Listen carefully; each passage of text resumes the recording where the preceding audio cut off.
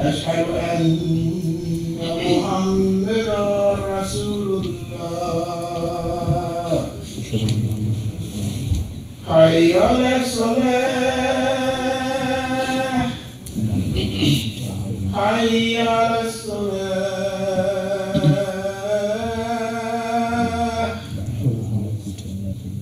حي على الفلاح حي على الفلاح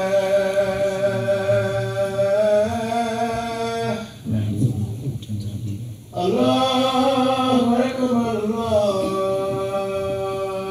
أكبر لا إله إلا الله.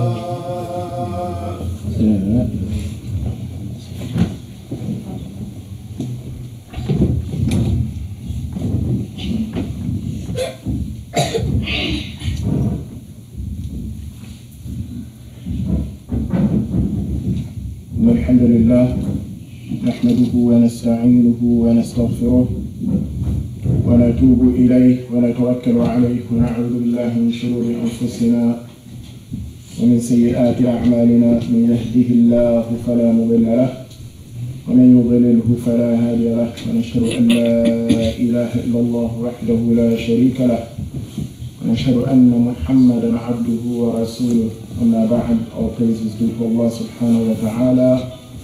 We praise Him, we seek His aid, we ask His forgiveness, we repent to Him and we rely on Him. We seek refuge in Allah subhanahu wa ta'ala from the evil of our souls and our deeds. He whom Allah subhanahu wa ta'ala has guided, no one can misguide. And he whom Allah subhanahu wa ta'ala has not guided, no one can guide. I bear witness that there is no deity worthy of worship but Allah subhanahu wa ta'ala. And I bear witness that the Prophet Muhammad sallallahu alayhi wa sallam is his final messenger. يقول الله تعالى في محكم التنزيل أعوذ بالله من الشيطان الرجيم وأمر أهلك بالصلاة واصطبر عليها لا نسألك رزقا نحن نرزقك والعاقبة للتقوى. As always, brothers and sisters, we thank Allah subhanahu wa ta'ala for allowing us to be here on this blessed day of Jumu'ah. We thank Him subhanahu wa ta'ala for yet again granting us the opportunity to turn to Him in sincere repentance on this blessed day. We thank Him subhanahu wa ta'ala for gifting us with the greatest gift to humanity, al-Islam. We thank Him subhanahu wa ta'ala for saving us from Jahiliyyah. We thank Him subhanahu wa ta'ala for saving us from Jahiliyyah. We thank Him subhanahu wa ta'ala for saving us from Jahiliyyah. And brothers and sisters, we have to stay clear of Jahiliyyah. We have to stay clear of that.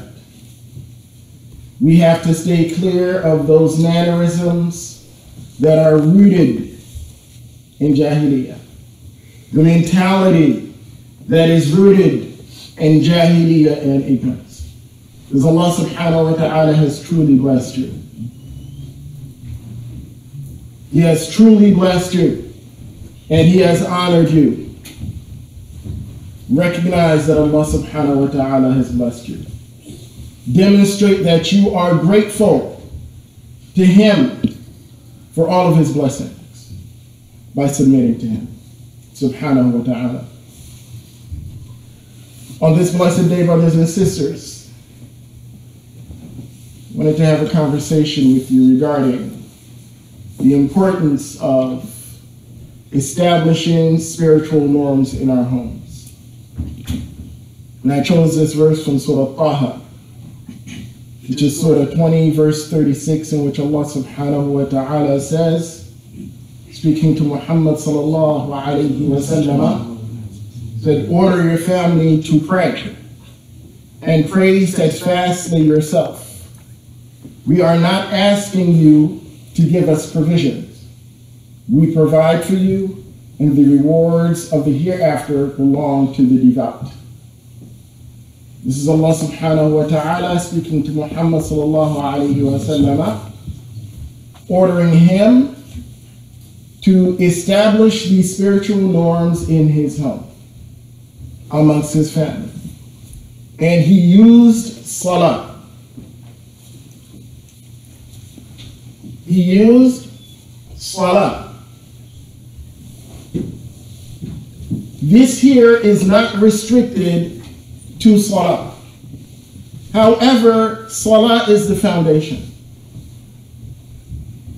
Salah is the foundation. As-salatu imaduddin. So establishing the habit of connecting with Allah subhanahu wa ta'ala, not responding to crises. Crisis comes, calamity comes, then I turn to Allah subhanahu wa ta'ala. The mu'min has a healthy relationship with Allah subhanahu wa ta'ala, and that healthy relationship begins with salah. It begins with salah. And he tells him, sallallahu alayhi wa sallam, not only to establish this norm in your home with your family, but you, Muhammad, you yourself establish this norm for yourself. That you are someone that is engaged in prayer. That prayer is normal for you.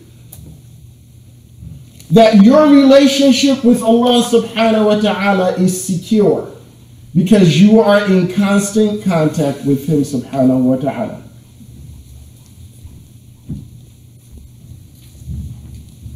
It is reported that the Messenger sallallahu alayhi wa sallam, when this verse was revealed, that he would go to the home of Fatima and Ali radiyallahu anhuma, his daughter and his son-in-law.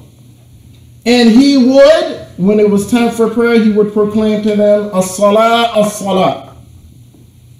That it is time for prayer, it is time for prayer. Establishing a healthy relationship in our homes, brothers and sisters, is extremely, extremely important. And not only your relationship, your foundation, of course, is salah, but there are other activities that bring us closer to Allah subhanahu wa ta'ala that we must engage in. We have to be in the habit. We have to be in the habit of engaging. We talk about these things often. But today, especially because we are in, today's the 13th of Rajab. And Rajab is one of the sacred months. Allah subhanahu wa ta'ala says in Surah At-Tawbah, verse 132, أعوذ بالله من الشيطان الرجيم إن عدة الشهور عند الله 12 شهرا في كتاب الله يوم خلق السماوات والأرض منها 4 حرم. Allah subhanahu wa ta'ala in Surah At-Tawbah says that Allah decrees that there are 12 months ordained in Allah's book on the day He created the heavens and the earth, 4 of which are sacred. And one of the sacred months is this current month that we are in. In this verse, Allah subhanahu wa ta'ala says, فَلَا تَظْلِمُوا فِيهِنَّ أَنفُسَكُمْ. Do not harm yourselves during these sacred months. We understand what harming yourself means. You've heard that, you hear this regularly. We talk about this all the time, about the damage that we do to ourselves. Allah subhanahu wa ta'ala tells you that you should be more aware during these sacred months. And part of your awareness is you increasing your ibadah. Is you doing what? Increasing your ibadah. In addition to your salah, we should engage in what we know we should engage in, which we hear all the time. The Quran should be your constant companion. And if the Quran is not your constant companion, your guide is shaitan. You should know that. And if you don't know that by now, you should know that. That if Allah subhanahu wa ta'ala is not guiding you, shaitan is guiding you.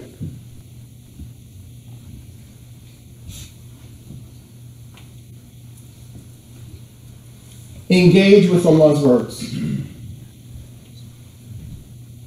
Engage in, and this is a norm that not only you should establish for yourself, you should establish in your home as well. Last week we talked about adab. We talked a little bit about conduct and behavior. And we're at a time where it is normal for us, specifically those of us who have dependents.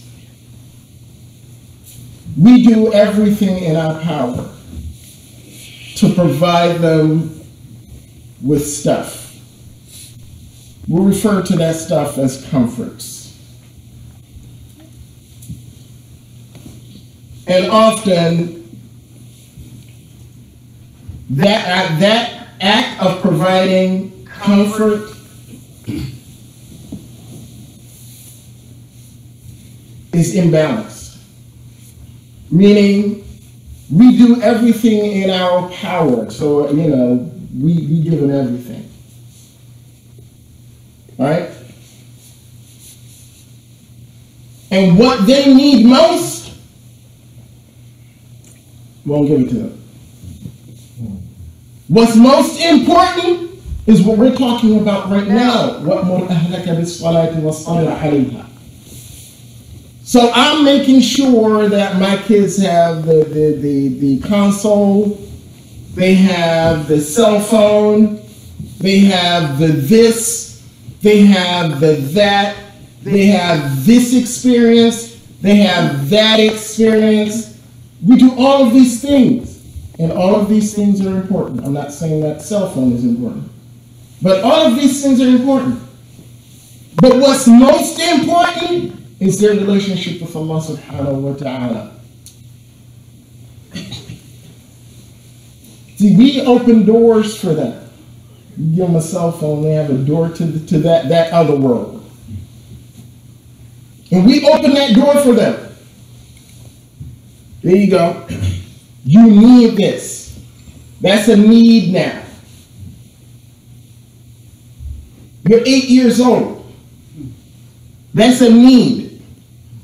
And somehow, if I don't provide that for you, I'm guilty of, sure, I did something wrong. I'm a bad parent now. Because I didn't give you access to that other world. The attention that we give to all of this other stuff is the attention that we have to give to their spirituality.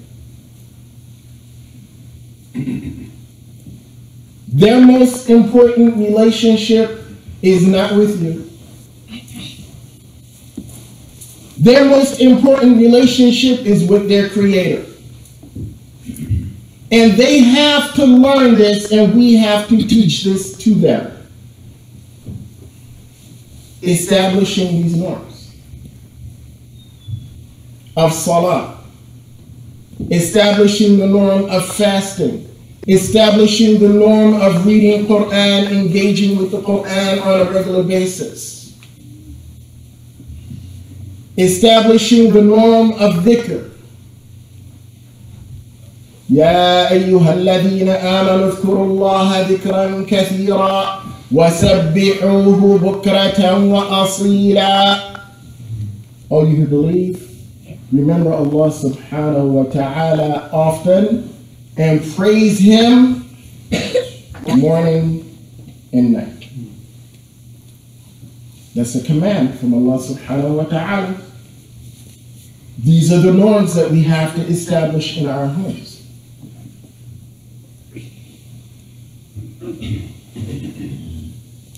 Rajab is one of those opportunities, brothers and sisters, an opportunity for us to capitalize. Opportunity for us to capitalize.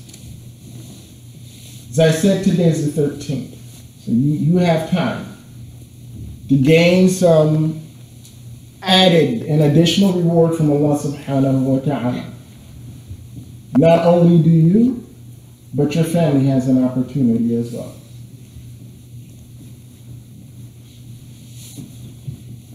See, if as those who Allah subhanahu wa ta'ala has put in charge of others, our families, we have a duty and a responsibility. Your leadership counts, and how you lead counts, and how you lead by example counts. So if you're not engaged in these norms, it's not going to happen for them.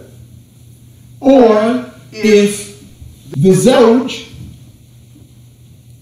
the husband, is not engaged in these norms, yet the wife is, then we have a problem. You have a problem. Your zawja is not supposed to lead you. She's not supposed to set the example. You are. And if you are single, you're a head of household, and you are single, that's your responsibility. Setting the tone. All of these are important, brothers and sisters. But your ibadah has to be anchored in spirituality. Otherwise, these are empty actions. Otherwise, these are empty actions. So if you've established these norms in your home, I've already done that. We pray together, we read Quran, alhamdulillah, all that good stuff. But you have no adab. Like basic stuff. You're rude. You're always talking about people. You backbite. You carrying tales. You lie. You engage in all of these negative behaviors, yet you do all of these wonderful rituals. You're always fasting. You're always doing this. You're always doing that. Yet you're a nasty person. Abu Hurairah radiallahu anhu reports that he was once present when the Prophet sallallahu alaihi wasallam was asked a question.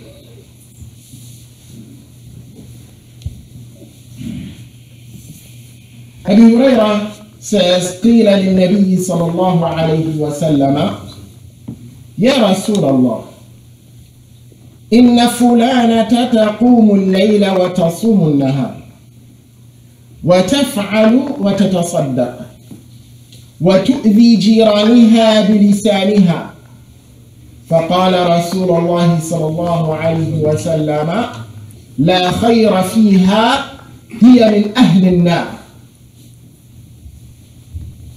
Abu Hurairah says that the Messenger sallallahu alaihi wasallam was once asked that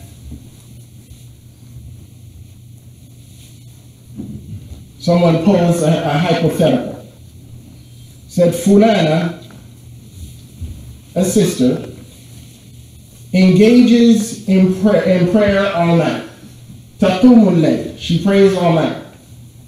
And she's a regular faster. She fasts all day. So she does all of these wonderful these wonderful rituals. Yet, she's rude to her neighbors. She talks about her neighbors. She's a nasty person.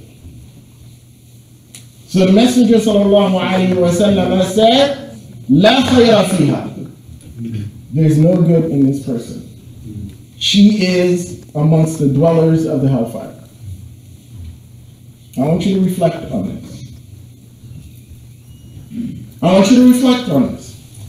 The value that Muhammad sallallahu alayhi wa sallam placed in conduct and behavior, that ranks higher to Allah subhanahu wa ta'ala than all those rituals. Doesn't matter how many rak'ah you pray. Doesn't matter how many days you fasted. Doesn't matter how much sadaqah you gave. If you are a nasty person, if you are an arrogant, ignorant person, if you are a horrible person, doesn't matter. Doesn't matter. Then he was posed with another scenario. قال, this is Abu Hurairah said, وَفُلَانَ تُصَلِّ الْمَكْتُوبَ. This is the other scenario that was posed to the Messenger sallallahu alayhi wa sallam. وَفُلَانَ تُصَلِّ الْمَكْتُوبَ وَتَتَصَدَّقْ بِأَتْوَارٍ مِنَ الْإِقْرِ وَلَا تُؤْذِي أَحَدًا. فقال رسول الله صلى الله عليه وسلم هي من أهل الجنة. He was asked, well, this other person, this other sister, right? She maintains her 5 daily, and she gives charity. She gives a little bit of charity. In essence, whatever she has left over from what Allah subhanahu wa ta'ala blessed her with, she takes that and she gives it in charity. Right? And she does not harm anyone. The Prophet ﷺ said, that person is from the dwellers of paradise. Conduct and behavior. We talked about this last week.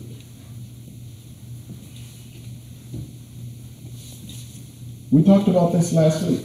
And the importance of being good people. The importance of adab.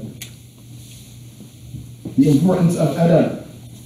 Jabir ibn Abdullah radiyallahu anhu says that the Messenger sallallahu alayhi wa sallam said, إِنَّ مِنْ أَحَبِّكُمْ إِلَيَّ وَأَقْرَبَكُمْ مِنِّي مَجْلِسًا يَوْمَ الْقِيَامَةِ أَحْسَنُكُمْ أَخْلَاقًا. This is the Messenger sallallahu alayhi wa sallam saying, according to, on the narration of Jabir ibn Abdullah, he says that the most beloved amongst you to me. The Messenger sallallahu alayhi wa sallam is speaking to his companions, and by extension he's speaking to all believers. And those who will be closest to me on the day of judgment. Who are they? The best of you in conduct. He didn't say the most beloved amongst you to me are those of you who pray the most, who fast the most, who dhikr the most, who give the most sadaqah. He did not say that. He said that if you want to be close to Muhammad sallallahu alayhi wa sallam, be a good person. Not meaning that you don't pray, because if you don't pray, you cancel all that out. If there's no salah, there's no ibadah, there's no reward. But you have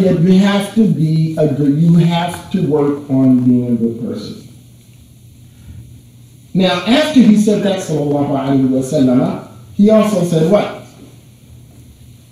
وَإِنَّ أَبْغَضَكُمْ إِلَيَّ وأبعدكم مني مجلسا يوم القيامة الثرثارون المتشدقون.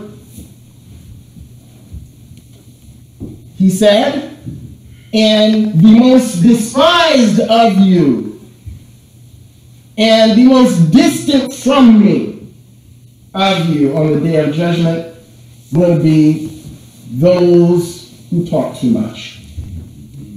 Al-Thartharu, always got something to say, always talking about something or somebody. Al-Thartharuna al-Mutashaddiqun. So the companion said, O Messenger of Allah, قَدْ عَلِمْنَا الثَّرْثَارُونَ, we know who those who talk a lot are. فَمَا الْمُتَشَدِّقُونَ, who are these other people? The Messenger sallallahu alayhi wa sallam said, they are those who are arrogant. When they're reminded, can't tell them nothing. See, when you refuse to deal with your stuff, we talked about this. I mentioned this last week when I mentioned to you. We were talking about the adab of Jum'ah. Yeah? And we talked about, when you come, when you go to Jum'ah, the purpose of the khutbah, it's a spiritual reminder. That's the khatib, that's his job, is to remind you of your duty to Allah subhanahu wa ta'ala. However that happens. And it depends again on the speaker. The person may convey the message that reaches you, and the person may not convey a message that reaches you. But his duty and his responsibility is to remind you of Allah subhanahu wa ta'ala. However that looks. And as long as he is reminding you of your Lord, you as an attendee have the responsibility of giving him your attention. That's your responsibility. If you want the reward of Jumu'ah, you have to be engaged. The moment you disengage, then you forfeited that reward. The moment you disengage, you forfeit that reward.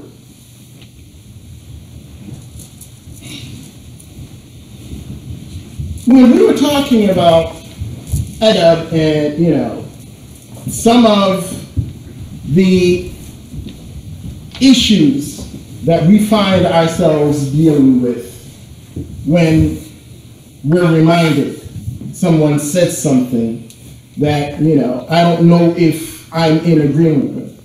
Let's say that, and we're talking about basic stuff. We're not talking about issues where there's khilaf. Right? And, a lot of you, when you come to Jumu'ah, you already know what type of message you're going to. When you come here, you already know what type of message you're going to hear. You already know that.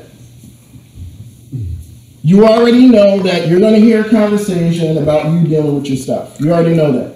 And that's going to be repeated over and over and over and over and over and over and over again.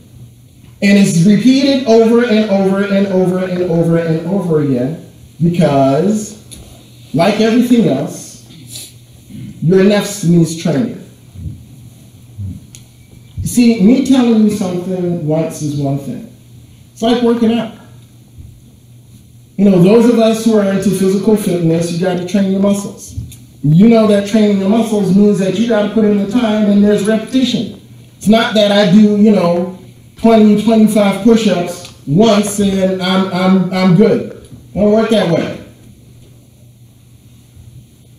Your relationship with Allah subhanahu wa ta'ala, that's training.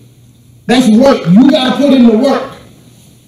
So when you find yourself struggling with stuff, I heard this, the brother said this, and I don't know how I feel about that.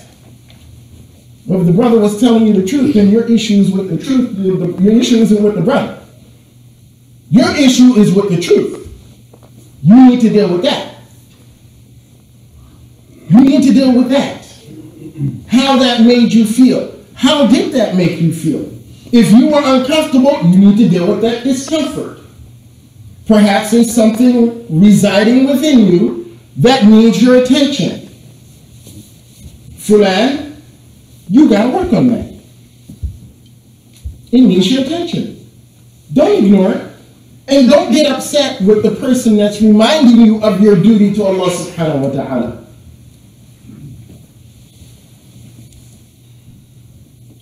When you find yourself making decisions based on unresolved issues, that's rooted in arrogance. I can't find myself to accept that. That's arrogance. That's arrogance. I can't do it. Why can't you do it? Well, because when you process this, when you process those feelings and those emotions, and at the root of it is something that you're responsible for, you got to fix that. It's not someone else's responsibility to do that for you.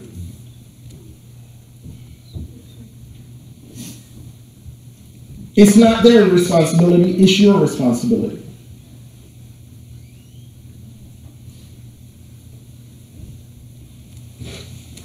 Al-Mutashaddiqun. He said, Al-Mutashaddiqun wa hum al-Mutakabbirun. Those who are arrogant.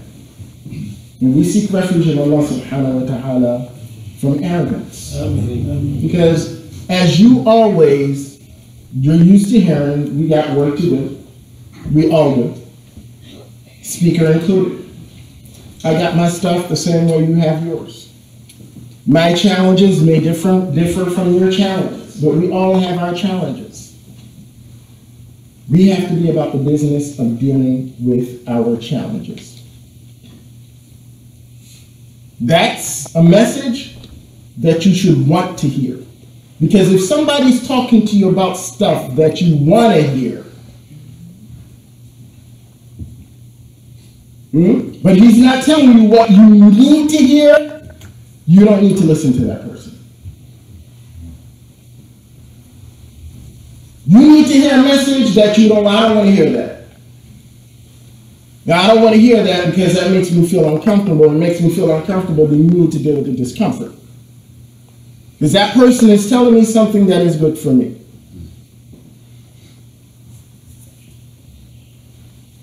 The ayah that we started with today from Surah Taha, وَأْمُرْ أَهْلَكَ بِالصَّلَاةِ وَاصْطَبِرْ عَلَيْهَا. Right?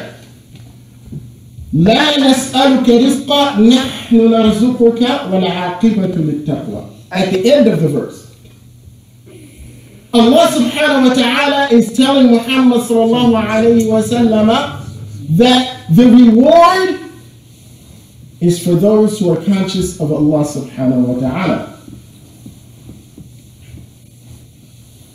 Al-aqibatu lit-taqwa. So the reward for how you live your life, whether if again, starting with you establishing and maintaining this healthy relationship with Allah subhanahu wa ta'ala, that reward is with your Lord. That's all you need to worry about. And part of you striving towards your Lord subhanahu wa ta'ala includes how you earn your living. And he's telling Muhammad sallallahu alayhi wa sallam, we don't want anything in return for you engaging in prayer. And furthermore, you don't need to worry about us providing for you. We are going to provide for you anyway. But it's how you seek that out is what matters. That's the conduct part in the verse. Well, Allah subhanahu wa ta'ala is making reference to how you live your life. Fulan, be a decent person. Fulan, be an honest person. Fulan, be a good neighbor. Whether your neighbor is Muslim or not. One of the things that has plagued Muslims is the issue of compassion, kindness.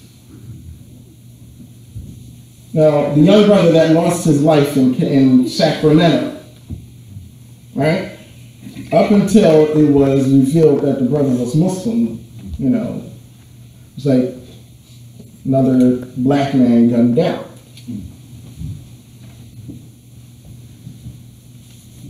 Another black man gunned down.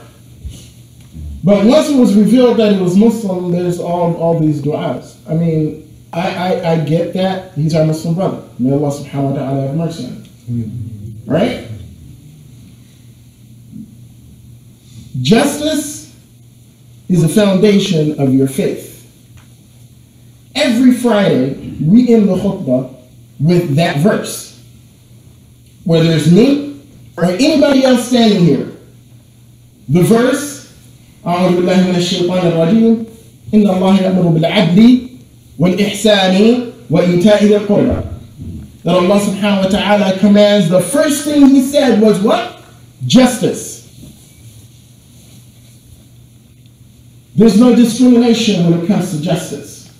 Just is just. And injustice is injustice regardless of who the victim of the injustice is. Doesn't mean that verse doesn't mean that we're just when it comes to Muslims. When it comes to non-Muslims, I can be a horrible person. If that is your thinking, that's your mindset, that's the Jahiliyyah mindset that I was talking about when we started today's khutbah. That's the Jahiliyyah mindset. That simply because those people that I engage with, that I may not share faith with, that they don't have any rights. So my neighbor, I can do whatever, because you're a kafir. No, you're a stinking kafir. My co-worker or co-workers, I can treat you however, because you're a stinking kafir. A lot of us are afflicted with this. This is reality. We gotta own that, because that's real. The same outrage when we thought the brother, may Allah have mercy on him, was non-Muslim. I'm sorry, was when we found out that the brother was Muslim, should have been the same outrage when we didn't know. Because that's a human life. And life is sacred. And injustice is injustice, regardless of who the victim is. The ayah that we end every khutbah with, we end every khutbah with that ayah because that ayah is that significant. It's a reminder for us all. That reminder that you come here or you go to Jum'ah every Friday to hear. You're reminded every Friday that Allah subhanahu wa ta'ala commands justice. إِنَّ اللَّهَ يَأْمُرُ بِالْعَدْلِ, kindness and compassion, إِحْسَانٍ وَإِيتَاءِ ذِي الْقُرْبَى, and giving to kith and kin. وَيَنْهَى عَنِ الْفَحْشَاءِ وَالْمُنكَرِ وَالْبَغْيِ. That verse is your weekly reminder. That's your weekly reminder.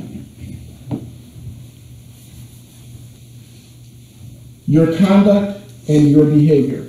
In that verse, Allah subhanahu wa ta'ala did not mention, although, and again, I don't want anybody to leave here and say the Imam said Salah is not important, because we started out talking about ibadah. But your conduct, what Allah subhanahu wa ta'ala emphasized, what He emphasized in this verse is your conduct. He didn't emphasize your Salah. He emphasized your conduct. إِنَّ اللَّهَ يَأْمُرُ بِالْعَدْلِ وَالْإِحْسَانِ وَإِيتَاءِ ذِي الْقُرْبَى, service. وَيَنْهَى عَنِ الْفَحْشَاءِ وَالْمُنكَرِ وَالْبَغْيِ, things that Allah subhanahu wa ta'ala forbids. All of which are conduct related. That we have to live by. And that we have to also establish, more importantly, we have to establish that in our homes. Because when there is this imbalance that I talked about, where we're just, you know, we're under the pressure of I have to provide these things for those who are in my care. When there is that imbalance in the stuff that they need, so we have a generation of ungrateful, rude young people. Can't tell them nothing, can't redirect them, can't say anything. Yet we're still, here you go. Can I have? Here you go. I want? Here you go. No adab. No adab. No. So consequently, you have 12-year-old adults, 9-year-old adults, where they engage with adults, with peers. You say something, I say so. I got to come back. This is what we've produced. When we don't, these norms, these behavioral norms, we don't establish these in our homes and our families, that's what you produce. And that's what you get. And Islam means absolutely nothing if there is no akhlaq. Means absolutely nothing. So you got young people that, mashallah, fulan or fulana, they pray all the time. I don't have to remind them to pray. I don't have to remind them that they asked to fast. All this wonderful stuff. But they're terror. So what's the use of all this other stuff? If when I engage with you, I'm like, I don't want to be anywhere near you. Or one moment, you know, you're in sujood. The closest that you can be to your Lord, you're prostrating with your face on the ground. And you get up after salah and you're breaking it down. Dropping it like it's hot. That's what we got. That's what we have. That's real. You know why? Because we open those doors. We open those doors. You go, you need this device, you need that device, we got internet, and here you go.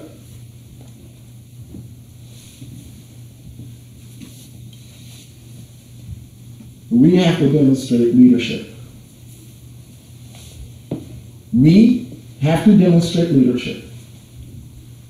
Those of us who Allah subhanahu wa ta'ala have put in that position, my responsibility is myself first and foremost, and those who I am charged with care for. And my example is the example that they will reference. The example that I will be questioned about on the day of judgment. That I have to stand before my Lord subhanahu wa ta'ala and answer for. We got work to do. As you hear every Friday, and in case sometimes we forget, and sometimes we do forget. It's so you're going to forget. Sometimes you forget, and when you forget, you need the reminder. You need the little nudge. Fulan, remember. Fulana, remember. Stop fighting the reminder. Stop resisting the reminder. Embrace the reminder. You'll be a better Muslim for it. أقول قولي هذا وأستغفر الله العظيم لي ولكم ولسائر المسلمين والمسلمات من كل ذنب واستغفروه إنه هو الغفور الرحيم.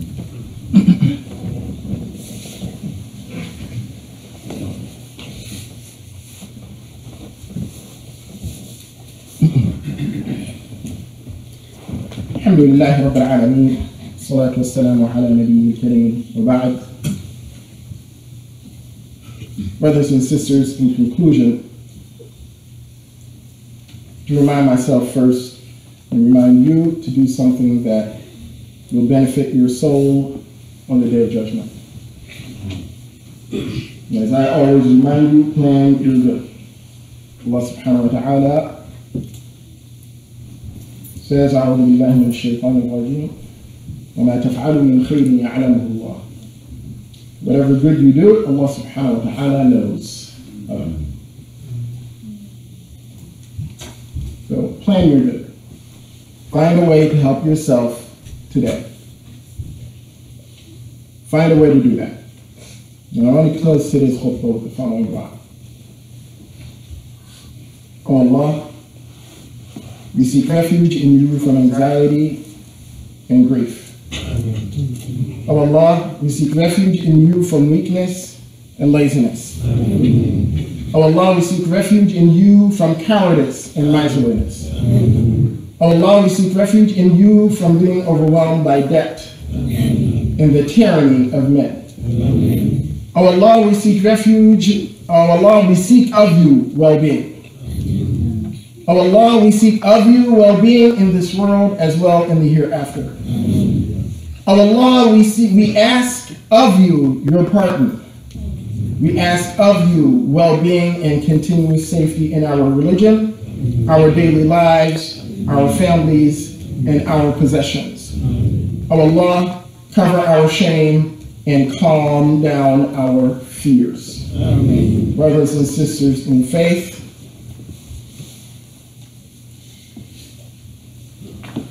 Allah subhanahu wa ta'ala says in His holy book, أعوذ بالله من الشيطان الرجيم إن الله وملائكته يصلون على النبي يا أيها الذين آمنوا صلوا عليه وسلموا تسليما ويقول عليه أفضل الصلاة والتسليم من صلى